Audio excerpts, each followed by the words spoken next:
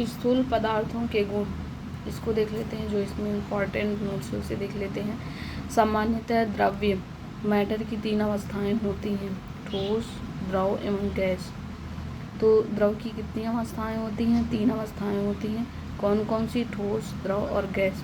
द्रव्य के तीनों रूपों में कुछ विशेष गुण पाए जाते हैं, जो इस प्रकार हैं। द्रव के तीनों रूपों में कौन से गुण पाए जाते हैं? ठोस में कौन सा गुण पाया जाता है? प्रत्यास्थता का गुण पाया जाता है। द्रव में कौन सा गुण पाया जाता है? दाब का, पृष्ठ तनाव का गुण, श्यानता का गुण, केशिकात्व का गुण एवं प्लवन का गुण पाया जाता है।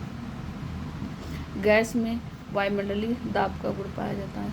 तो ये क्वेश्चन पूछा जाता है कि प्रत्यास्थता का गुण किसमें पाया जाता है? ठोस में। दाब का गुण किसमें पाया जाता है? द्रव में। पृष्ठ तनाव का गुण किसमें? द्रव में। श्यानता का द्रव में। केशिकात्व का द्रव में। प्लवन का द्रव में पाया जाता है। वायुमंडलीय दाब गैस में पाया जाता है, गैस का ये गुण है। फिर उसके बाद इलेक्ट्रिसिटी को देख लेते हैं। इलास्टिसिटी प्रत्यास्था, ये जो पहला वाला गुण है। तो ये हम पदार्थों के जो स्थूल पदार्थों के जो गुण है, यही गुण हम लोग पढ़ेंगे। प्रत्यास्था, दाब, पृष्ठ तनाव, श्यानता, केशिकात्व, प्लवन एवं वायुमंडलीय दाब। तो प्रत्यास्था देख लेते हैं। साधारणतः या दृढ़ पिंड का आशय किसी ऐसे कठोर पदार्थ से है। तो यहाँ पे प्रत्यास्था को देखते हैं आगे। जिसकी कोई निश्चित आकृति तथा आकार हो, उसकी आकृति हो निश्चित और आकार हो, परंतु वास्तव में पिंडों में तनित, संपीड़ित अथवा बंकित किया जा सकता है। वास्तव यहाँ तक कि किसी दृढ़ इस्पात की छड़ को भी पर्याप्त बल लगाकर विरूपित किया जा सकता है। जो दृढ़ इस्पात छड़ है, उन्हें जो है पर्याप्त बाह्य बल लगाकर उन्हें विरूपित, मतलब उनको जैसे सीधा है तो उसे टेढ़ा किया जा सकता है, मतलब विरूपित किया जा सकता है।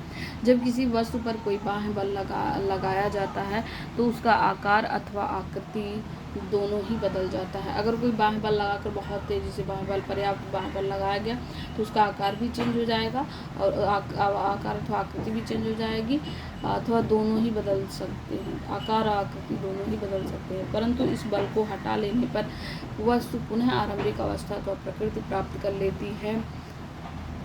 अगर जब तक उसको ऐसे बाह्य बल लगाए रहेंगे तब तक उसकी आकृति और आकार बदला रहेगा, लेकिन जैसे ही उस पर से अपना बल को हटा लेते हैं तो वह वस्तु पुनः अपनी प्रारंभिक आकार या अवस्था प्राप्त कर लेती है।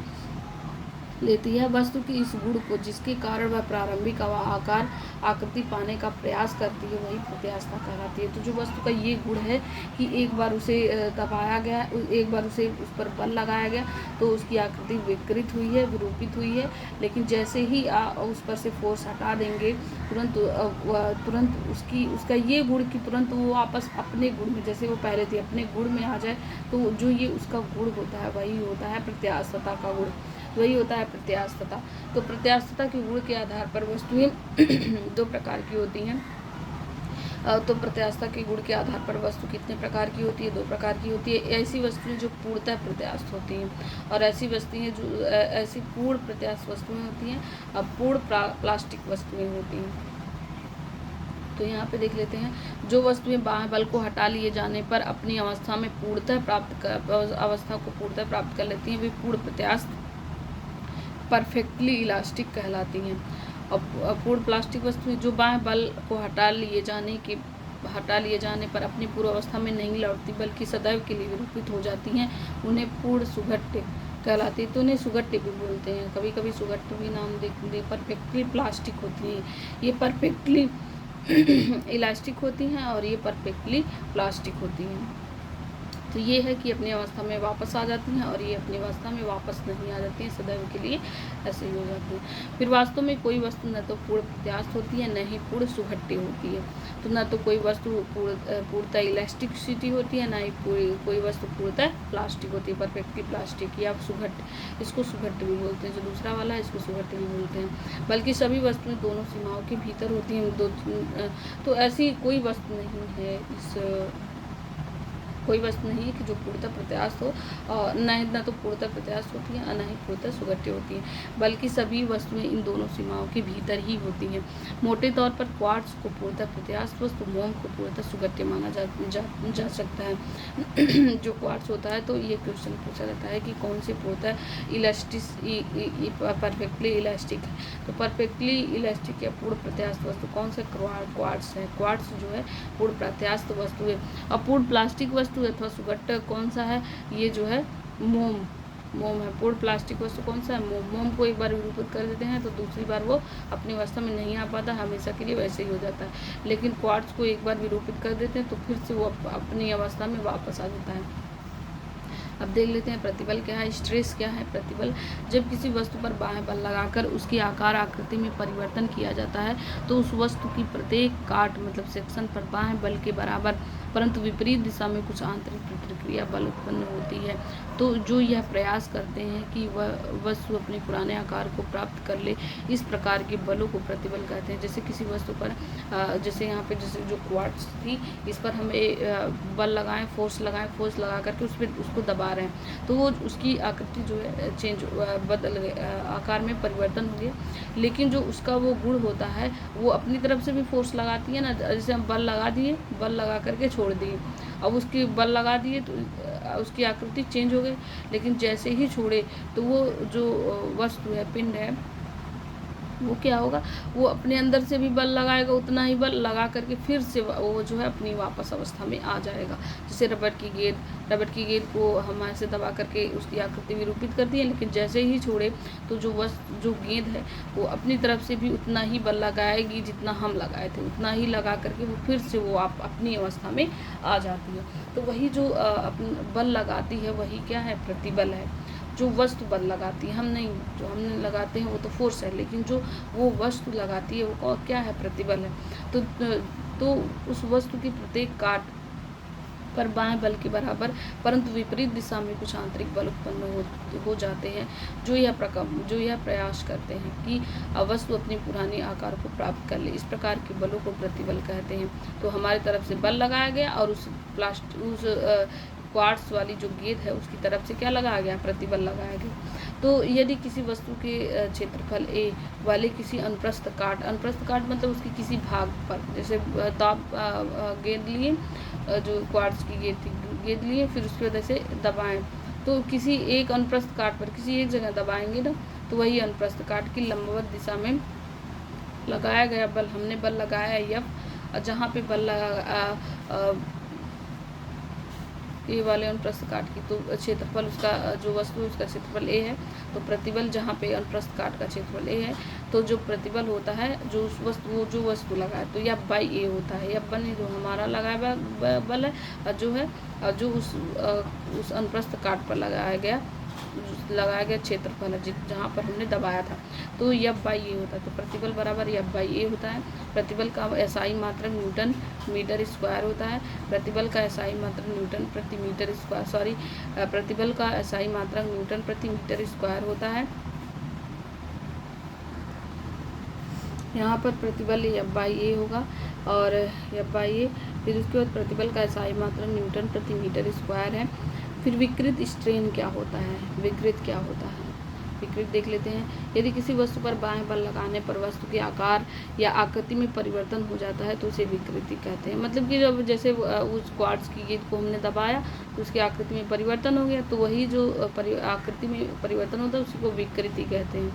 चूँकि विकृति एक अनुपात है अतः इसका कोई मात्रक नहीं होता है, विकृति का कोई मात्रक नहीं होता है। हुक का नियम क्या है, तो ये ध्यान रखेंगे कि विकृति का मात्रक नहीं होता है।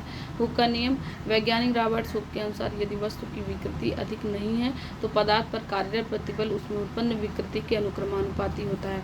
तो अगर देख लेते हैं कि हुक का नियम क्या कहता है, कि रॉबर्ट हुक कहते हैं कि यदि वस्तु की विकृति अधिक नहीं है, मतलब कि हमने दबाया लेकिन ज़्यादा वो विकृत नहीं हुआ, जैसे कोई चीज़ को दबाने पर ज़्यादा विकृत हो जाती है और कोई चीज़ दबाने पर कम विकृत होती है। तो अगर वो अधिक विकृत नहीं है तो जो पदार्थ पर का जो प्रतिबल होता है, जो प्रतिबल मतलब अगर हम धीरे से दबाएं तो कम वृत्त होगी, तो वो जो तो थोड़ा भी कम विकृत होगी, जो कम विकृत होगी तो उसको जो है अपनी अवस्था में वापस आने में कम प्रतिबल लगाना पड़ेगा उस वस्तु को।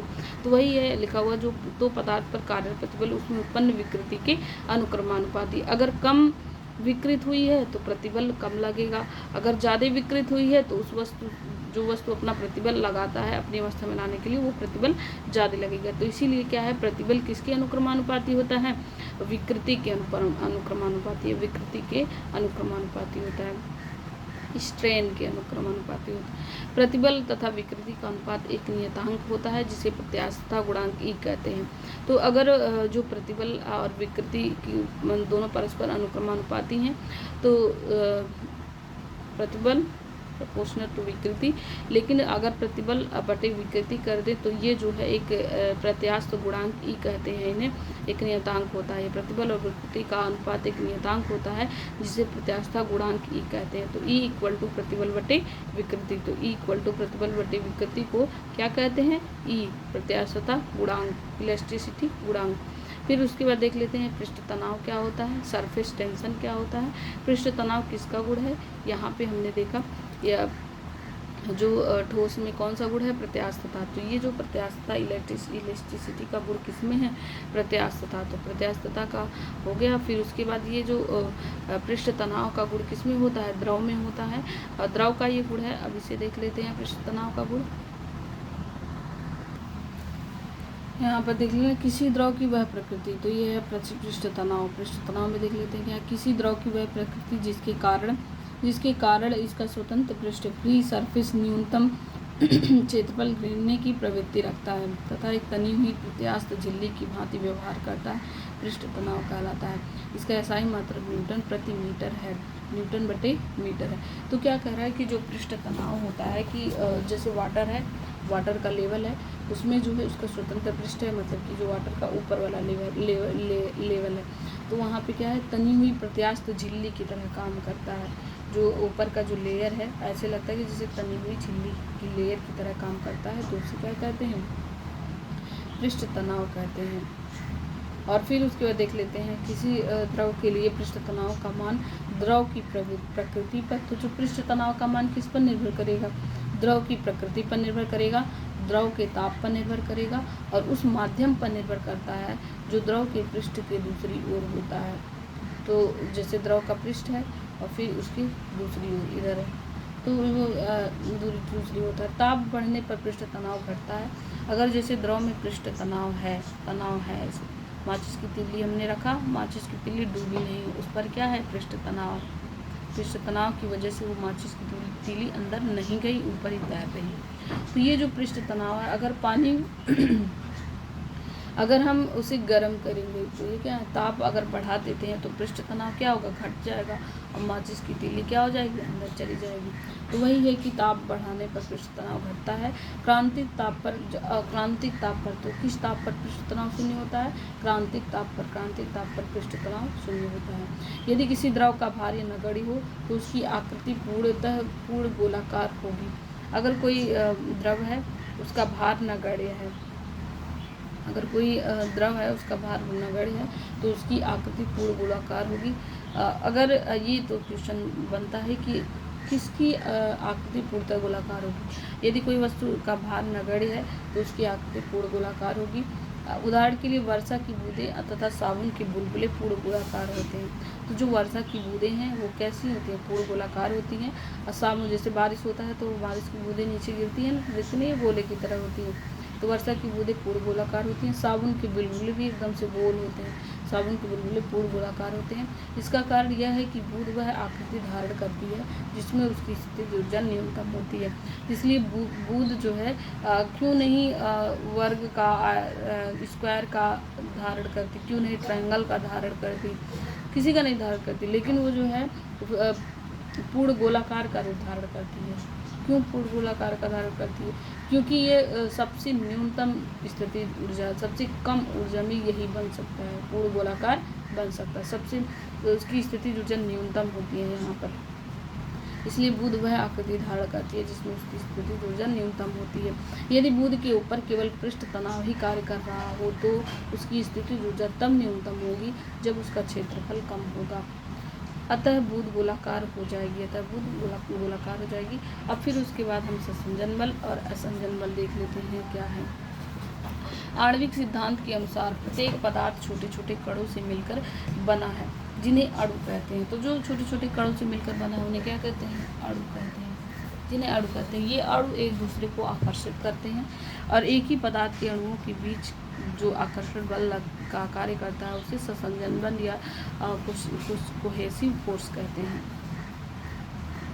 तो ये जो ससंजन बल होता है, जैसे एक ही प्रकार के पदार्थ अणु के बीच लगने, पदार्थ के अणुओं के बीच, जैसे कि मान लीजिए अभी एग्जांपल आएगा कि उसके जो अणु है वो एक ही हो, एक ही पदार्थ के अणु हो, कि एक ही पदार्थ के अणुओं के बीच लगने वाले बल को आकर्षण बल कहते हैं। और आकर्षण बल जो लगता है उसी को कहते हैं ससंजन बल या कोहेसिव फोर्स कहते हैं। अब भिन्न भिन्न पदार्थ के अणुओं के बीच लगने वाले, जैसे कि यहाँ पे एक प्लास्टिक की कोई चीज़ रखी हुई है और एक स्टील की कोई चीज़ रखी हुई है। स्टील और प्लास्टिक के बीच जो स्टील के कण अलग हैं, मतलब स्टील का एक कण है और एक प्लास्टिक का एक कण है। तो स्टील और प्लास्टिक के बीच जो लगने वाला बल होता है, एक स्टील का है और एक मान लीजिए लोहे का है। तो स्टील के एक कण और लोहे का एक कण, तो स्टील और लोहे के बीच लगने वाला बल क्या है?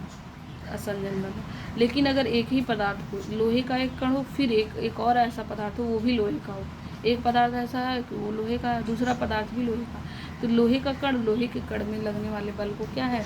ससंजन बल। एक ही पदार्थ के अणुओं के बीच, जैसे मान लीजिए लोहे का एक गोला है, तो लोहे का जो गोला है उसमें लोहे का कण होगा, हर एक कण क्या होगा? लोहे का होगा। प्योर लोहे का गोला है तो उसका हर एक कण लोहे का, तो इन लोहे के जो अणु होंगे, जो कण होंगे, उनके बीच जो लगने वाले बल होंगे वो क्या है? ससंजन बल है।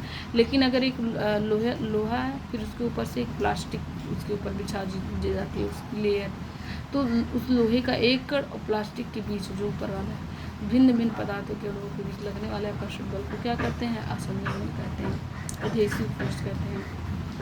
तेल तथा जल के बीच, यहाँ पे दिया हुआ क्वेश्चन तो ये पूछता है तेल और जल, तेल भी अलग है, जल भी अलग है, दोनों अलग अलग हैं। जल के बीच आसंजक बल रहता है, जल के संयोजन बल से कम हो, परंतु तेल के संयोजन बल से ससंजन बल से अधिक होता है। तो तेल है, तो तेल के जो अन्य अणु है, तेल के अणुओं के बीच, एक अणु, दो अणु, तीन अणु, चार और पांच अणु, तेल के अणुओं के बीच में जो बल लगता है वो कौन सा है? ससंजक बल है। और जो जल के प्रत्येक अणु के बीच लगने वाला बल वो भी ससंजन बल है। लेकिन जल और तेल के बीच में एक अणु जल का है, एक अणु तेल का है, तो उनके बीच जो लगने वाला बल होगा वो असंजक बल है। तो यही कारण है कि तेल के पृष्ठ पर डाली गई जल की बूंदें सिकुड़कर गोल धारण कर लेती हैं, परंतु जल के पृष्ठ पर डाली गई तेल की बूंदें एक पतली फिल्म के रूप में अधिक क्षेत्र में फैल जाती हैं। तो यही कारण है कि जो तेल की पृष्ठ पर डाली गई जल की बूंदें, जब तेल को जल पे डाला जाएगा, तेल के पृष्ठ पर तेल है, उसके पृष्ठ पर जल की बूंद डालेंगे, क्योंकि जो जल की का भी जो जल के अणुओं के भी ससंजन बल है वो कम है, लेकिन जो तेल के अणुओं के भी ससंजन बल है वो अधिक है। तो इसीलिए जो तेल के अणुओं की ससंजन बल अधिक है और जल के अणुओं के भी ससंजन बल कम है। इसलिए जल के अणु को अगर हम तेल पे डालते हैं तो तेल क्या होता है? तेल पे डालते हैं तो वो जो जल की अणु, जो जल होता है वो गोल रूप धारण कर लेता है। क्यों होता है? क्योंकि इसका ससंजन बल कम है, जल का ससंजन बल कम है, किसकी अपेक्षा? तेल के ससंजन बल से। और फिर उसके बाद वही अगर तेल को, अब ये तो था जल को डालने, लेकिन परंतु जल के पृष्ठ पर कोई तेल डालते हैं तो वो एक पतली फिल्म के रूप में अधिक क्षेत्र में फैल जाती है, ऐसे फैल जाती है पतली। क्यों फैल जाती है पतली फिल्म के रूप में? क्योंकि जो तेल है उसका ससंजन बल अधिक है और जो जल है उसका ससंजन बल कम है, इसी कारण। फिर केशिकात्व देख लेते हैं, कैपिलैरिटी देख लेते हैं। तो केशिकात्व किसका गुण है? केशिकात्व भी द्रव का गुण है, ये द्रव पदार्थों का गुण है केशिकात्व। ठोस का केवल एक ही गुण है, प्रत्यास्थता, और द्रव का क्या गुण है? केशिकात्व है, पृष्ठ तनाव है, ये सब द्रव का गुण है। और यहाँ पे देख लेते हैं क्या है, कांच की बहुत कम त्रिज्या की दोनों ओर से खुली नली को केश नली या केशिका नली कहते हैं। एक कांच की नली हो, वो दोनों तरफ से खुली हो, पतली सी हो, तो दोनों तरफ से खुली हो, उसी को कहते हैं केस की तरह, बहुत कम त्रिज्या की, जैसे केस की तरह पतली हो, बाल की तरह पतली हो। तो वो जो है बाल से थोड़ी सी मोटी हो, या बाली जैसे समझ लीजिए केस नली, और ऐसी हो, दोनों तरफ से खुली हो, तो वही है केस नली या केस नली कहते हैं। और केस नली में द्रव के ऊपर चढ़ने अथवा नीचे उतरने की घटना को केश तत्व कहते हैं। अब केस नली दोनों तरफ से खुली हुई है, मतलब कि इधर से भी खुली, इधर से भी खुली, तो उसमें द्रव में डाल देते हैं। द्रव में डालने पर उसके ऊपर चढ़ जाता है, फिर निकाल देते हैं, तो द्रव क्या है, नीचे गिर जाता है। तो वही केश नली में द्रव के ऊपर चढ़ने और नीचे उतरने की घटना को केशिकत्व कहते हैं। किसी द्रव के केश नली में ऊपर चढ़ने अथवा नीचे गिरने का कारण द्रव का पृष्ठ तनाव है। तो किस कारण से केश नली में द्रव ऊपर चढ़ता है और नीचे गिरता है, इसका कारण है द्रव का पृष्ठ तनाव। द्रव के पृष्ठ तनाव सरफेस टेंशन की वजह से जो केश नली में द्रव ऊपर चढ़ता है और नीचे गिरता है। ऐसे द्रव जो कांच को भिगोते हैं वे कांच की केश नली में ऊपर चढ़ते हैं, जबकि जो द्रव कांच को नहीं वो भिगोते हैं वे केश नली में नीचे उतर आते हैं। तो ये क्वेश्चन पूछा जाता है कि कौन से द्रव होते हैं जो केश नली में ऊपर चढ़ते हैं। केश नली जो है पतली सी, वो उसमें जो है ऊपर चढ़ते हैं। तो जो द्रव कांच को भिगो देते हैं, क्योंकि केश नली कांच की होती है, तो जो द्रव कांच को भिगोते हैं वो ऊपर चढ़ते हैं, केश नली में ऊपर चढ़ते हैं। जो द्रव कांच को नहीं भिगोते हैं वो केश नली में नीचे उतर आते हैं। उदाहरण स्वरूप किसी केश नली को जल में सीधा खड़ा करने पर उसमें जल नली के बाहर वाले जल के तल से ऊपर कुछ ऊंचाई तक चढ़ जाता है, जबकि केश नली को पारे में खड़ा करने पर, अब यही केश नली को जल में खड़ा किया गया, तो जल, क्योंकि जल केश नली शीशे का बना हुआ है, तो जल जो है केश नली को भिगो देता है, कांच को भिगो देता है, तो जल क्या करेगा, केश नली में ऊपर चढ़ गया। लेकिन उसी केश नली को पारे में रखा गया, पारे में खड़ा किया गया, तो क्या हुआ, पारा क्योंकि कांच को भिगोता नहीं है, तो पारा क्या हुआ, जो बाहरी जो बाहरी क्या कहते हैं, जो बाहरी तल का पानी है, जो बाहरी तल का बाहर, जो केश नली के बाहर पानी की जो पानी है, जैसे मान लीजिए इतना पानी है, यहाँ इतना पानी है और यहाँ पे जो है केश नली डाली गई, पारा है, केश नली डाली गई, तो ये देखा गया कि क्योंकि ये पानी है, वाटर है, जल है, ये जल केश नली कांच को भिगो देता है, तो इसीलिए जब इसमें डाला गया तो इसमें यहाँ तक की केश नली है, यहाँ तक उसका जल भरा हुआ है, और ये केश नली डाला गया तो जल को देखा गया यहाँ तक चढ़ गया, तो भिगोती है तो इसीलिए ये चढ़ गया। तो यहाँ और एक दूसरा टब है, उसमें यहाँ तक जो है, यहाँ तक क्या है, पारा है, फिर उसमें केश नली डाला गया, तो केश नली कांच की है, पारा कांच को भिगोता है नहीं, तो इसीलिए ये तो जल का सरफेस इतना ही है, जो बाहर का सरफेस इतना ही है, लेकिन जब केश नली डालें तो उसमें जो पारा गया वो जो है यहीं तक आया, इतना खाली था, जबकि यहाँ तक लेवल है बाहर का, और जो केश नली में पारे का लेवल है वो यहीं तक है। तो वही कह रहा है कि जबकि केश नली के पारे में खड़ा करने पर नली के भीतर पारे का तल बाहरी तल की अपेक्षा नीचे उतर आता है, तो यही है केशिकत्व। फिर उसके बाद केशिकत्व के उदाहरण देख लेते हैं।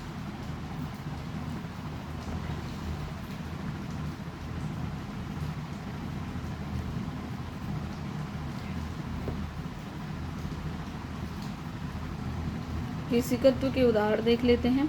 केशिकत्व के उदाहरण, पहला है जल का पौधों के तनों में बनी असंख्य केश नलियों में चढ़कर टहनियों तक पहुंचना। दूसरा मतलब कि जो केश नली की वजह से जो जड़ से पानी जो है पौधे क्या करते हैं, टहनियों तक पहुंचाते हैं, पत्तियों तक पहुंचाते हैं। दूसरा है लालटेन में मिट्टी के तेल का बत्ती में ऊपर चढ़ना, मोमबत्ती में धागे से मोम का पिघल कर ऊपर चढ़ना। फाउंटेन पेन की नीम की नोक बीच से चिरी होती है, जिससे इसमें छोटी सी बारीक केश नली बन जाती है। जब इसे स्याही में डुबोते हैं तो कुछ स्याही केश नली में चढ़ जाती है। हालांकि रिफिल वाले पेन से लिखाई गुरुत्व के कारण संभव होती है, यह पृष्ठ तनाव पर आधारित नहीं है। तो जो ये पेन है जिससे हम ये लिख रहे हैं, ये जो हाथ में लिए, ये किस पर आधारित है, ये गुरुत्व के कारण, जो रिफिल वाला पेन है, ये रिफिल वाला पेन है, ये गुरुत्व के कारण संपर्क, इसमें जो लिखाई संभव होती है वो गुरुत्व के कारण होती है। लेकिन जो नीब वाली पेन होती है, जो यहाँ पे लिखा हुआ है नीब वाली, फाउंटेन पेन की जो नीब वाली होती है, फाउंटेन पेन जो होती है नीब की नोक वाली, ये जो है वो किस पर आधारित होती है, ये केसनली पर आधारित होती है, ये पृष्ठ तनाव पर आधारित होती है, केसनली पर आधारित होती है, पृष्ठ तनाव पर आधारित होती है। और ये जिससे हम लिख रहे हैं ये किस पर आधारित, गुरुत्व के कारण संभव होती है इससे लिखाई। फिर उसके बाद स्याही सोखने का कार्य भी केशिकत्व क्रिया पर निर्भर करता है, स्याही सोखने का कार्य भी केशिकत्व क्रिया पर निर्भर करता है। यहाँ पर हम श्यानता देख लेते हैं, विस्कोसिटी, श्यानता देख लेते हैं, विस्कोसिटी और अधिकतम वेग, यहाँ पे अधिकतम वेग इधर है, बी का ये ए का है, ए बी तक यहाँ तक है, ये शून्य वेग है, ये इसका अधिकतम वेग है, ये उससे कम वेग है, ये उससे भी कम वेग है, ये उससे भी कम है, ये शून्य वेग है। चित्र में प्रदर्शित कोई द्रव एक दृढ़ क्षैतिज तल AB में बह रहा है। द्रव की वह परत जो तल के संपर्क में स्थिर रहती है। तो यहाँ पे यहाँ से लेकर के यहाँ तक पानी है, यहाँ तल है, तल के संपर्क में जो पानी है वो क्या है, द्रव की वह परत जो तल के संपर्क में वह स्थिर है। तो AB क्या है, स्थिर है, स्थिर रहती है, परंतु इस तल के ऊपर की ओर परतों का वेग बढ़ता जाता है। इससे ऊपर जाएंगे तो इसका कम वेग, फिर उससे ज़्यादा वेग, उससे ज़्यादा वेग, सबसे ज़्यादा वेग, परंतु इस तल के ऊपर की ओर परतों का वेग बढ़ता जाता है। सबसे ऊपर की परत सर्वाधिक वेग से बढ़ती है।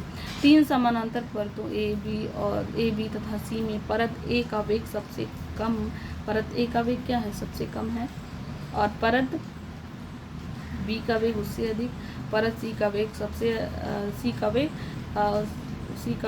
अधिक है, परंतु ए परत बी के वेग को कम करने का प्रयत्न करती है तथा परत बी सी के वेग को कम करने का वेग को कम करना चाहती है। इसी प्रकार प्रत्येक परत अपने से नीचे की परत को आगे धकेलती है। स्पष्ट है कि विभिन्न परतों पर आंतरिक बल कार्य करते हैं जो कि उनकी सापेक्षिक गति को नष्ट करने का प्रयत्न करते हैं। इन बलों को श्यान बल कहते हैं। श्यान बल किन्हें कहते हैं, इन बलों को। जैसे एक परत है यहाँ शून्य, ये इसकी धीमी गति है, इसकी तेज गति है, तो जो बी वाली क्या है वो सी के वेग को कम करना चाहती है। ये इसकी गति धीमी है और इसकी तेज़ है, तो ये क्या करना चाहेगी, ये इसकी गति थोड़ी सी धीमी है, क्योंकि ये आगे ये तेज़ बढ़ रही है, ये धीरे बढ़, तो ये जल्दी से आगे नहीं बढ़ पाएगी, तो ये क्या चाहेगी, इसका वेग थोड़ा सा धीमा हो। और ये चाहेगा बी का वेग धीमा हो, बी चाहेगा सी का वेग धीमा हो। तो ये जो इसके बीच में जो लगने वाला, ये जो एक दूसरे के ऊपर बल लगाती हैं, इन बल को क्या कहते हैं, जल की परतों के बीच में जो लगने वाले विभिन्न बल होते हैं वो क्या कहलाते हैं, वही है क्या, श्यान बल। वही इन बलों को श्यान बल कहते हैं। द्रव के बहाव को बनाए रखने के लिए श्यान बलों के विरुद्ध बाह्य बल लगाना पड़ता है। द्रव के बहाव मतलब कि जैसे नहीं कि वाटर गिराए फिर थोड़ी दूर आगे गया फिर रुक गया, क्योंकि उनकी परतों के बीच में क्या है, ये बल लग रहे हैं, थोड़ा लगा, थोड़ा ये लगा इसके ऊपर, थोड़ा ये इसके ऊपर, थोड़ा इसके ऊपर, ऐसे लगाने के लिए कुछ दूर तक ये जाते हैं, फिर धीरे धीरे क्या होगा, रुक जाएगा। लेकिन अगर इसके प्रवाह को अनवरत बनाए रखना है तो इस पर बाह्य बल जो है लगाना पड़ेगा। तो यही है, द्रव के बहाव को बनाए रखने के लिए श्यान बलों के विरुद्ध, जो श्यान बल उसके परतों के बीच जो श्यान बल लग रहे हैं उनके विरुद्ध बाह्य बल ऊपर से लगाना पड़ेगा, क्योंकि जो श्यान बल क्या है उनकी गति को रोकते हैं और जो बाह्य बल लगाकर हम उसकी गति को बनाए रखना चाहते हैं।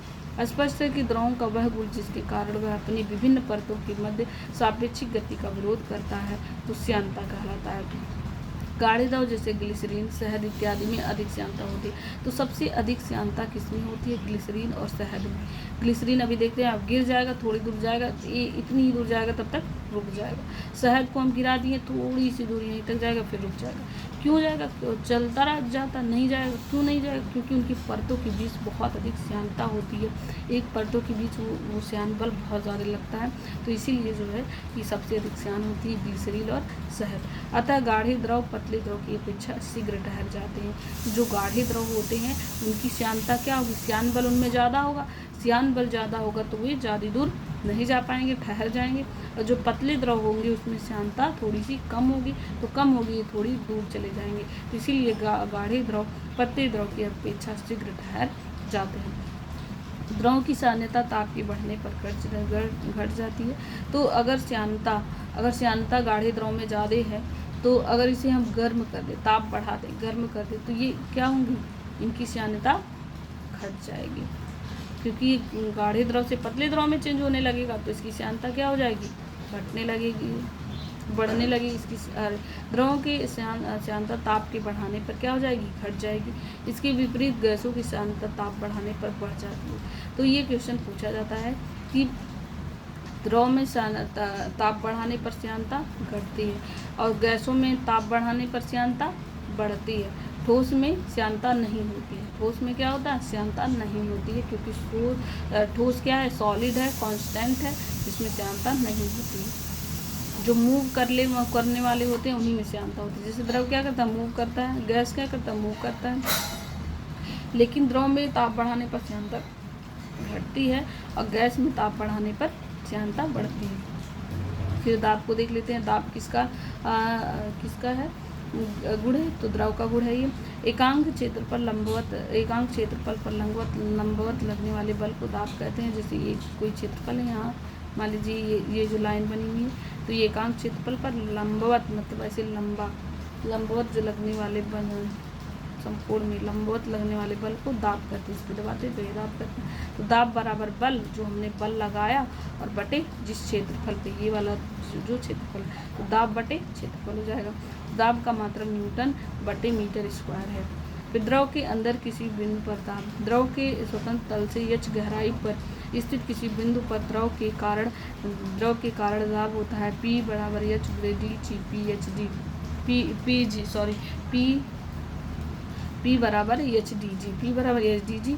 H क्या है, गहराई है, D क्या है, द्रव का घनत्व है, और G क्या है, गुरुत्वीय त्वरण। तो P बराबर एच डी जी। तो द्रव के अंदर किसी बिंदु पर दाब क्या होता है, P बराबर एच डी जी। फिर उसके बाद देख लेते हैं, H गहराई है, D द्रव का घनत्व है, G गुरुत्वीय त्वरण है। उत्प्लावन बल को देख लेते हैं।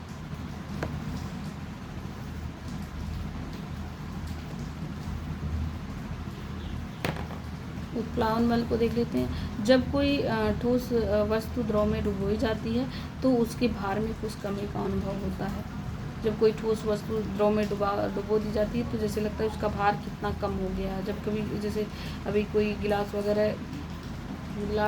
कोई भारी वस्तु, ठोस वस्तु उसमें डालते हैं तो अंदर जैसे लगता है ऐसे घूमते ऐसे जाता है, जैसे लगता है कितना भार कम हो गया, तो उसके भार में कुछ कमी का अनुभव होता है। भार में आभासी कमी है वो द्रव द्वारा वस्तु पर ऊपर की ओर लगाए गए एक बल के कारण होती है। इसी बल को उत्प्लावन बल या उत्क्षेप बल, अपथ्रस्ट कहते हैं। अपथ्रस्ट क्या, ऊपर धकेलना, अपमंद ऊपर, थ्रस्ट मतलब धकेलना।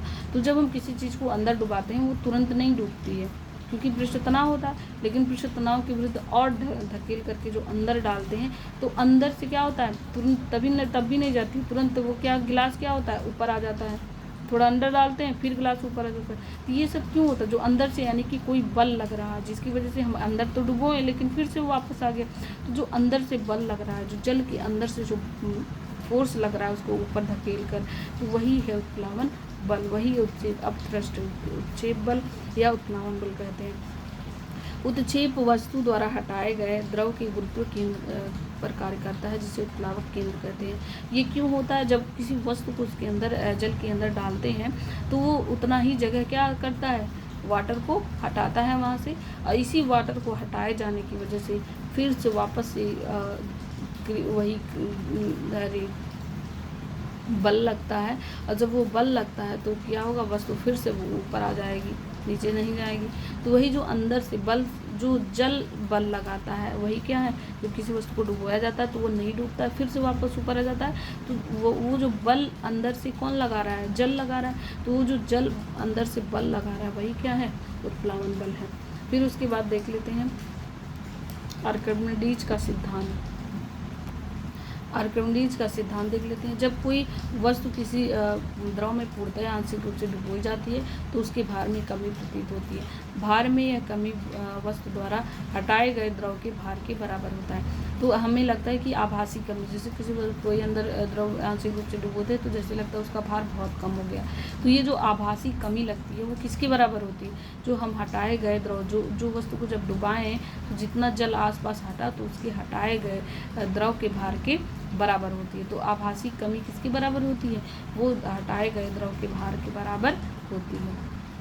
फिर उसके बाद प्लवन का सिद्धांत। प्लवन का सिद्धांत किस पर आधारित है? प्लवन का सिद्धांत की द्रव का एक गुण है। तो यहाँ देख लेते हैं, किसी द्रव में स्थित ठोस वस्तु पर निम्न दो बल कार्य करते हैं। किसी द्रव में कोई ठोस वस्तु है तो उस पर कोई ठोस वस्तु हम अंदर डाल देते हैं तो उस पर कौन बल कार्य करते हैं? तो दो तरह के बल कार्य करते हैं। पहला, वस्तु का भार W जो ऊर्ध्वाधर नीचे की ओर कार्य करता है। पहला जो वस्तु का भार W है, मतलब जो ठोस जो बोया गया है उसके अंदर, उसका भार जो ऊर्ध्वाधर नीचे की ओर, एकदम नीचे की ओर कार्य करता है। और दूसरा वस्तु का भार उत्क्षेप या जो ऊर्ध्वाधर दिशा में ऊपर की ओर कार्य करता है। तो वही है, जो वस्तु को डुबोते हैं तो एक वस्तु का भार जो नीचे की तरफ लग रहा है और एक अंदर से जल का भार जो ऊपर की तरफ धकेल रहा है, वो F है मान लीजिए उत्क्षेप बल, तो F है और इधर वस्तु का भार W। तो इधर वस्तु का भार W है और उधर अंदर से द्रव का वस्तु का भार जो W नीचे की ओर बल लगा रहा है और जो उधर जल से जो ऊपर की ओर लगाया जा रहा है बल, कौन सा? अपथ्रस्ट वाला बल, वो F है। तो एक W एक वस्तु की तरफ से लगाया जा रहा है, एक जल की तरफ से लगाया जा रहा है F। तो ये उत्क्षेप बल F का मान वस्तु द्वारा हटाए गए द्रव के भार के बराबर होता है। अभी पीछे ही देखें, किसी द्रव में वस्तु का डूबना या तैरना इन दोनों बलों के आपेक्षिक मान पर निर्भर करता है। कोई वस्तु डूबेगी या तैरेगी, ये जो है किस पर निर्भर करता है? इन दोनों पर निर्भर करता है।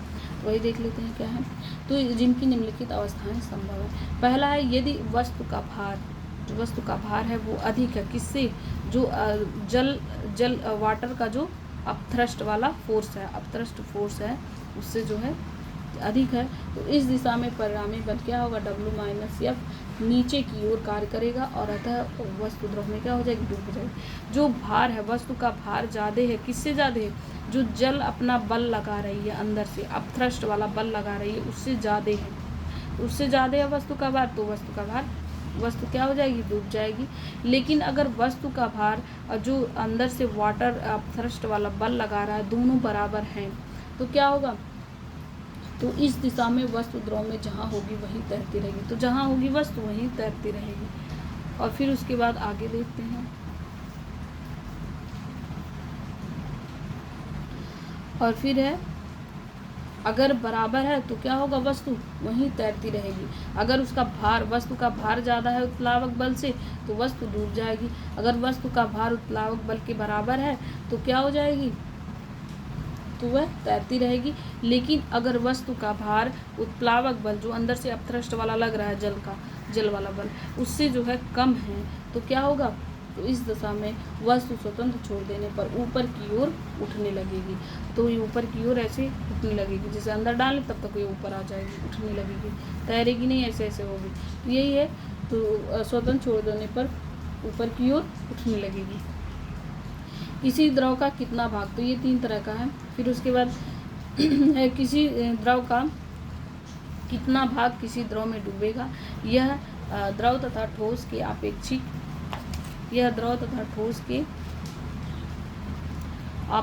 घनत्व पर निर्भर करता है। किसी द्रव का कितना भाग द्रव में डूबेगा, किस पर निर्भर करता है? द्रव तथा ठोस के आपेक्षिक घनत्व पर निर्भर करता है।